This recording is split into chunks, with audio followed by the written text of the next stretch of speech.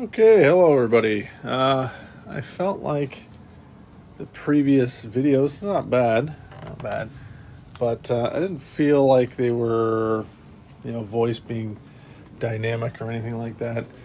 Not that interesting in terms of change of pitch and all that. Maybe a little droning. I don't know. Anyway, I'm trying something different. Trying to do this while I'm walking around because usually, as I'm teaching, I walk around a lot. So we'll see how this works. It might be a disaster, but we'll find out very quickly. Well, or we won't. Whatever. I don't know. Anyway, so we're going to talk about. You know what? There you go. I already forgot what we're talking about. Scarcity and choice. Woo! Scarcity and choice. Yeah. So before, as you can read here, I want you to think about this before I get into it. Is when there's a natural disaster, a hurricane, a tornado, earthquake, flood, anything like that, big snowstorm, something that requires an infusion of resources to clean it up. Is that good for the economy when that happens? Right? So try and think of both sides of that, whether it's good or bad, and we'll come to it right at the end here. All right, let's get going. So, scarcity and choice. So, obviously, you're well aware of choice. We have unlimited choices in certain things. We have numerous, like our very big variety of choice. Obviously, things like all the streaming services. And what movie or show you want to watch, we got tons of choice, right? Choice is good. The other side of that is scarcity. So, even though I don't know how long this show has been on, it's still on. Anyway, very good. Those dystopian shows that show when society breaks down and there's a lack of choice, a lack of resources, which obviously drives a lack of choice, right? So, new decisions have to be made, new systems have to be put into place when there's a lack of resources. All right, so overall, the economic problem is how to deal with this paradox between unlimited demand and limited resources. That is, at its core, what economics is trying to solve. Okay, that's the basic economic problem. All right. So in that, there is the idea of opportunity cost. An opportunity cost, so in this one, by the way, it is really hard to find a good graphic for opportunity cost. I'm sure somebody could find a better one, but they just didn't have what I wanted. Anyway, this is a straightforward idea, right? So you've got an hour. You could do an hour of work and you'd earn $20. Or you could do an hour of partying, which costs $10. That's a pretty cheap hour of partying. At the end of that, your opportunity cost in money-wise is $30, right? Because you didn't earn the 20 and you spent 10. If you partied, you'd be giving up $30 for that experience. Now, opportunities, obviously, the cost of those things incorporates all sorts of other resources along with that. It's not as simple as just how much money did you use to do one versus the other, right? There's all sorts of other things that go into choices, and even in the definition of resources is bigger than just how much money did one cost, how much did the other cost. So, breaking it down, though, we've already talked a little bit about this idea of utility, and utility being the measure of satisfaction or pleasure from an action, right? And so our goal is to maximize the utility for the biggest number of people given the economics of the situation, right? That's society's goal as in terms of a government, or at least in theory it is. And maybe as individuals, we're just trying to maximize our own utility. Anyway, you get it. Right. So I like this in a way, and it's also not correct in another way. Population, the bigger the population, the bigger drain on resources. Now that's true in terms of finite resources. If you think of things like oil, fossil fuels, in some cases, even when you think of all sorts of minerals, water to a certain extent, while it's renewable, it's not entirely renewable. It's not a cycle that if you overdraw water, you're still going to run out eventually. So in that way, this is very true. More people drawing on resources is a bigger drain. But if you're talking about money, the higher the population, depends on what that population, the age, are they working, all that stuff, you could actually be putting more resources in. This is a look at the Ontario government expenses. And you can see that healthcare is by far the largest chunk. It's almost 40% of that pie. Education being the second biggest at just under 20%. And then you have the other ones. So these are all the different decisions that a government has to make. So instead of now a personal choice of, where you're going to go to work, go to the movies. Again, we're obviously talking about when you can actually go to the movies, but in terms of government, they have to make all sorts of decisions on where to spend money and resources and everything like that. This is just an example. This is the same breakdown, just a little bit different. This one is from Maclean's, and this one is published by the government itself. So just the same idea, just with less detail, so it's easier to read on this one. Okay, so just talked about cost, so that affects everything, government decisions as well, right? The cost is not just the budget, the amount of money that they have to spend, but is all the other resources they have to put and what they cannot do if they choose to. Say, go back and they increase spending on paying down the debt, for instance. Let's say they increase that to 8.5%. Well, if their expenditures are going to stay around the same, that means some other sector is going to have to take a hit, right? Okay, moving on here. So the other thing is we're concerned about is efficiency. So the government, as well as any company and even individuals, are or should be concerned with efficiency. Efficiency is how well your inputs can deliver your outputs. So your inputs, right? How well can a government deliver services, goods that it produces? It could be anything from how well does it maintain roads? Like right now I'm looking outside and it's snowing. So how well are they going to be able to clear the snow for the roads, right? How efficient are they at that? How efficient are businesses in developing and delivering goods and services? Workers in using their labor to, again, produce goods and services. You get the idea. Inputs, fewer inputs leading to more outputs is more efficient and for the most part is more desired. So this is a fancy dancy thing called PPT, but we'll look at that coming up. I'll go over it, and then there'll be another thing to go through it as well. But it's the production possibilities curve. I think I said production possibilities curve. And anything along the outside, right, the blue line, anything on that blue line is an efficient use of resources because you're using the maximum amount to produce. And other things that go into this, of course, as you get more complex, is the utility is not shown on here. This is just literally producing one of two goods. They always use, or at least they used to always use guns and butter. I guess that was the military industrial complex speaking, but I always found that a weird comparison, whether I wanted to produce butter or a gun. I thought that was an odd one. Anyway, anything inside the curve is inefficient because you're not using your resources to the maximum to produce goods or services.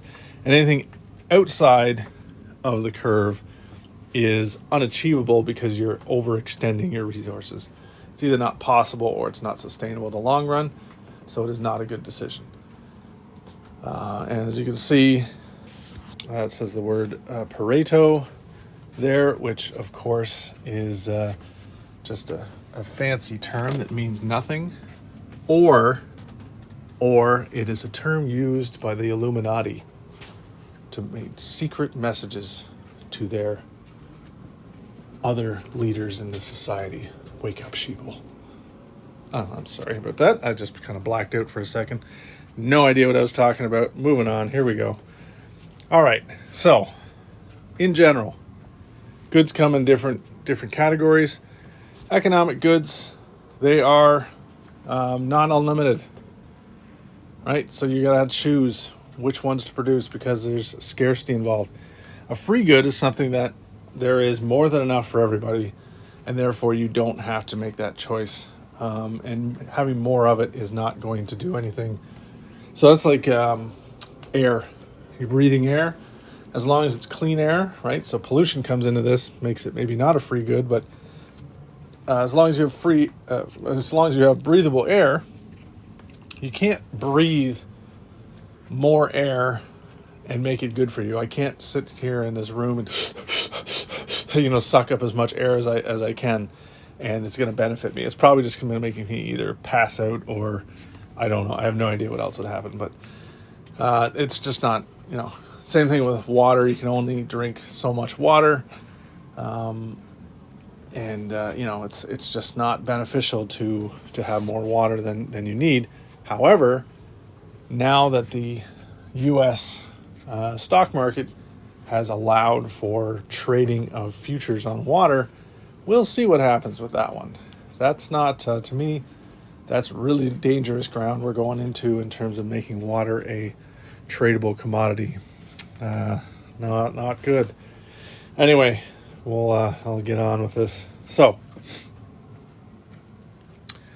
I'm going to go to the two goods I just kind of talked about. One, though, that I want to talk about is public good. And what makes a public versus a private good is the fact that for a public good, you can't stop people from enjoying it, right? So if you have a beach near you, yeah, you could keep people off the beach, but you can't keep people from enjoying the view of the beach unless, I don't know, you come up with this giant screen. You can't prevent people from enjoying sunshine unless you're, Monty Burns from The Simpsons building that giant screen that blocks Springfield. I think that's long ago in the series. I haven't watched that in years. But you can't stop people. Streetlights, right? Yeah, you cannot build them, but then of course things like crime might go up if there's no streetlights, or people just won't feel as safe or whatever it is. But you can't stop people from enjoying a streetlight. Two people standing next to each other, if one person paid more tax than the other one, they're still getting the same benefit from that streetlight. So it's not possible to exclude one from the other. And yeah, the same thing, non-rivalry. Those two people enjoy it the same amount. It's not like they can, I don't know, I guess they could fight over for the best spot to stand in the streetlight, but I think it seems kind of ridiculous. And then, yes, people that don't pay taxes can still also benefit from streetlights, and you can't stop that unless, again, you stand near there and kick them out of the pool of light every time they come near there, but that's ridiculous. Okay, so it comes down to scarcity drives this whole thing, right? So you have the inability to match everybody's wants, which leads to scarcity, which leads to making choices. And ultimately, an economy has to make the choice between what to produce, how to produce it, and for whom to produce it. And that comes down to government systems and input systems, all those things, which I will cover in a different video. But that is basically what this boils down to for a government to decide. What am I going to make? Where am I going to make it? Who am I going to make it for? All right. Now, I want to end it off with what are called fallacies.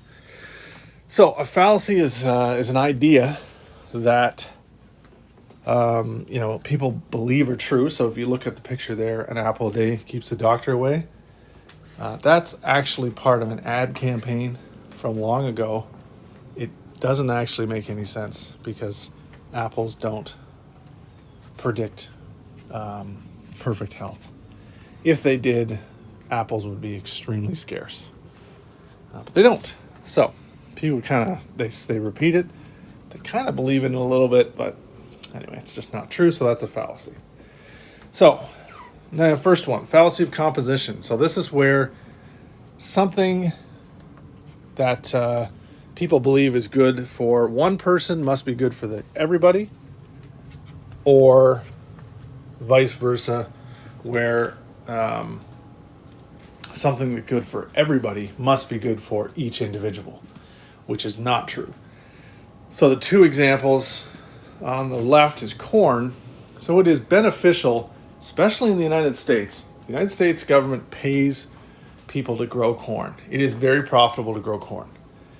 It is also now very profitable to grow pistachios and something else, maybe almonds, not almonds, probably avocados is what I'm thinking. So California has really started to grow those crops big time. And that's really good for California because they make a lot of money off of them. And corn in like Iowa, Nebraska, and stuff like that, tons of corn because they're subsidized by the government. However, it's not good for everybody because now there's too much corn in the market. And you'll find corn as an ingredient in everything from snow tires to things you eat to, fake sugar, right? That high fructose corn syrup. Also, the whole pistachio part, makes a lot of money, but also takes a lot of water, which, guess what's been happening the last 8 years in California? A drought. So why would you bother incentivizing growing that crop? Well, money incentivizes, so it's not good for everybody. The other side of it, in general, free trade is good for everybody. And we'll look at that later when we look at trade, but it's not good for each individual. Some people are going to lose out. Manufacturing jobs have left because of free trade. It's cheaper to produce other places, so it's not good for everybody. Okay, moving on. Okay, post hoc fallacy. So you can also call this a cause and effect. This is where something happens and something happens after it, and people believe those are connected. So the picture I've got here is the rooster crows and the sun comes up. So you could, if you were believing directly into this, is that the rooster causes the sun to come up. Obviously, that is ridiculous, right? You'd have to be a maniac to think that was true. You'd also have to be a maniac to think that the world is not flat. Wake up, sheeple. Sorry, just did it again. Oh, flat earthers, ridiculous. Anyway, moving on. So, the whole idea of this cause and effect, this is where you get, in governments of any ilk, I'm not picking on one type of government or another, they do it all the time. They will claim that their economic policies have created jobs. They've lowered, they've lowered costs. They've made life better for everybody. But there are way more factors that go into things than, of course, they're going to mention. They're just going to take credit for it because it looks good. Whereas most economic policies take more than a year to actually take effect in the economy. So the government's actions, let's say they just get elected 6 months in, they're saying, wow, look at this. The economy is humming along. It's great. We did all this. No, probably not. It's probably a holdover from the policies of the previous government. But anyway, that's just something it's very difficult to tease out what exactly is causing things. It's not always as simple as A happened before B, therefore A caused B. Okay, I'm not sure I still like this this image, but it's one of those controversial things in terms of single causation, and it's just the simplification of an overly complex problem. Obviously, this one is about gun control and violence, and obviously there's an issue in that, and it's not as simple as one thing causes it, right? It's not just that guns are available, or it's not just that what's on the media is desensitizing people to violence. It's a combination of those things. It's a combination of a bunch of things, a bunch of societal issues. It's not as simple as just, this is the sole problem for this particular complex issue, right? We all know there's issues in education.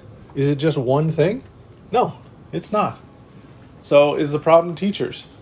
No, but in a way, sure, it is, because not everybody does their job well. Sorry, that's just the way it is. You guys may at the end of this course yeah, you're right, you suck at this job.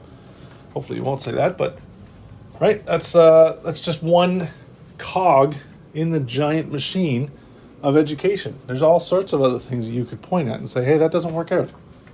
Right? So it's just more complex. That's the idea of this being a fallacy. There's never just one thing that caused a complex problem. Okay, and then last one here. I think it's the last one. Yeah, it is the last one. Broken window fallacy. This is the one I asked you to think about at the beginning. The broken window fallacy is that where that kind of destruction is caused by a disaster of some sort is good for the economy, right? They say, and maybe they're just saying, well, they're saying it because it's a sales job. They're saying it because they want, to boost morale and stuff like that. Like, oh, this hurricane was terrible, but it created jobs. Okay. It did. It created jobs cleaning up the disaster. What it also did is it took money away from other possibilities. So why it's referred to as a broken window fallacy is because if you break your window, if somebody throws a baseball and breaks your window, yeah, that's good for the person who then you buy the window from. It's good for their company, but it's not good for maybe, I don't know, the air conditioning company that you were going to put in an air conditioner, or you were going to put in a garden, so the garden center would have benefited. Instead, you've put money into something that you didn't need to because it was working fine. It only happened because it broke or there was disaster that you had to spend that money. So it's actually not a driver of economic activity. It's taking resources from other possibilities and putting them where they're suddenly needed. So anyway, if you could let me know in some way if this one was better, because again, I try to be more dynamic in terms of walking around as opposed to sitting down and do it, because I never teach sitting down. So anyway, let me know, and wait, am I supposed to tell you something? I feel like I'm supposed to tell you something. Yeah, okay. Well, I'm sure it is. And again, this is just like being in my classroom. I forget things all the time. So I'm not sure. If I do have to tell you something, I'll tell you in some other way. But all right. Have a good one.